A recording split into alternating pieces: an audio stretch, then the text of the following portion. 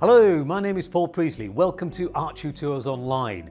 Today's video is looking at drawing and sketching for absolute beginners. We're starting from scratch and there are 4 things that we're going to be looking at.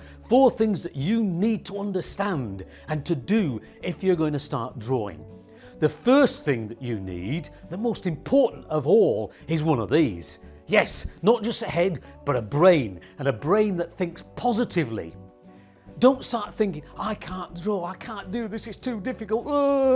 You're never going to get anywhere. You've got to think positively. If you want to see how to think positively in relation to drawing, then have a look at my video and it will get you started. The second thing that you need is this, paper. You need paper.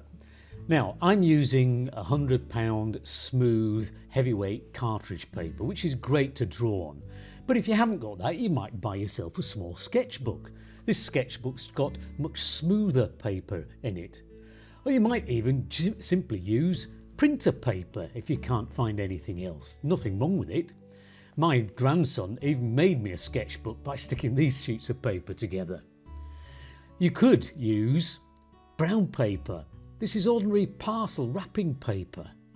And if needs be, you could even use the back of an envelope. The point is, the paper's not that important. What's important is what you draw. The next thing, the third thing you need is a hand. Yes, a hand. Yet it could be a right hand, it could be a left hand. It doesn't really matter. The most important thing is that you've got to be able to move it about. What you don't want to do is stick that bit onto the paper and then you're very restricted in what you can do. So we'll get rid of the pencil, we move the arm, practice moving the arm, twist it round a little bit. Imagine the pencil on there, moving your whole arm as well as the wrist and the hand. You see how it works? So you can produce some wonderful lines. That's what it's all about. The fourth thing you need is obviously pencils. This is simply a pencil which has been sharpened with a standard sharpener. So it's got a very short, sharp tip to it. But this pencil has been sharpened with a knife and you can see it's got a much longer tip and a little bit more flexibility when you come to shading. So try and sharpen with a knife, it's useful. Here's an eraser. Try not to use the razor every 5 minutes. It's not good. Get rid of it. You don't need it. So throw it away. That's it. We don't need the eraser. Now, let's make a start. Don't draw with the pencil right down by your fingertips. Try to have the pencil a little bit lower down so you've got some flexibility with your arm. Now, I'm just going to draw some simple lines. Notice how my fingers are stretching, my hands moving. If I turn the pencil round and use the side of the pencil and twist it, notice now I get a much more interesting line. I don't get that simple boring line that you get all the time, and that's because I'm flexing my hand and moving the pencil round in my fingers. It gives a much greater effect.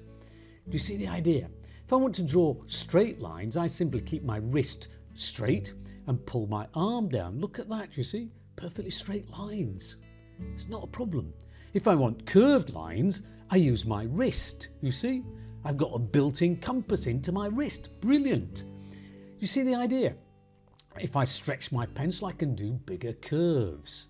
I can even do circles, you see? Again, moving my wrist and elbow together and produce a circle.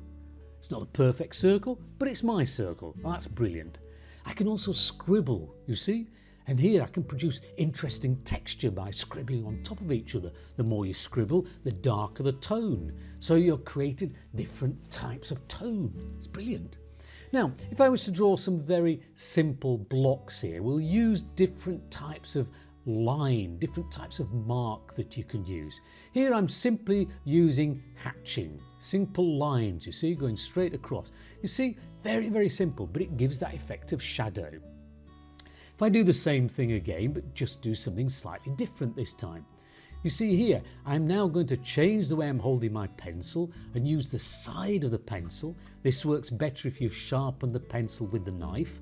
And I'm going to produce softer shading because I don't get the linear effect because I'm using the side of the pencil.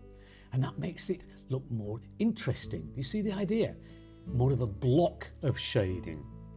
Now, if we did the same thing again, this time we're going to use slightly different technique here. Look, you see, I'm going to use cross hatching, which is simply hatching and then going across it.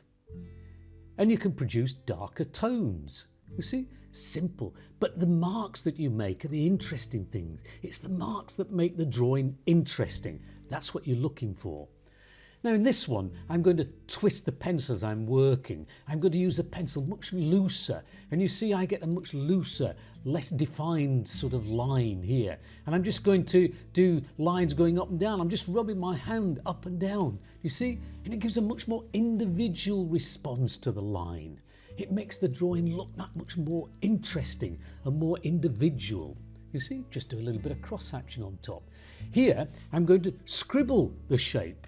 Here, look at this. I'm not using nice, neat lines. I'm just scribbling it. But look at the interest that it creates. Do you see how the actual drawing now looks so much more interesting? We don't want photographic drawings all the time because they look like everybody else's drawings. If you're an artist, you've got to be an individual. Now, if I use hatching on this circle here and then cross hatching and then keep hatching on top, and you see how you can build up layers of tone. You see, just by cross hatching. Brilliant way of working. Very simple, you see, but keep it loose, keep it free, keep your hand moving. Look at my lines here, you see. I'm just rolling my pencil along, you see, rolling it between my fingers. And it produces a much more interesting line than simply holding the pencil tight and dragging it. Look at this line here, you see, all these lines perfectly smooth, perfectly fine. I'm just using my pencil without twisting it this time, and it produces a much more interesting effect, quite different from the other. Watch this one now. I'm going to twist and vary the pressure as I'm dragging the line across. Notice how the line becomes more interesting, more individual. This is what you're trying to aim to do. If you're going to draw, you want to become an individual. Your marks that you make with a pencil have got to be individual. You see here, just using a dabbed effect gives a different texture. So what you need to do is to practice these ideas and see what you can do. See if you can come up with some different ways of making marks with a pencil, because that's how you're going to produce individual drawings. And that's what you want to be an artist. You need to practice these techniques so that in the next video I'm going to bring all of these ideas together and show you how to produce your first sketch. Thank you for watching. I hope you've enjoyed the video. If you have, please give it a like and please subscribe to my channel. You can see the details down here on the screen. If you would like to support the making of these videos, then please check out my Patreon channel, where you'll find lots of interesting rewards in return for your patronage. Thank you very much for watching.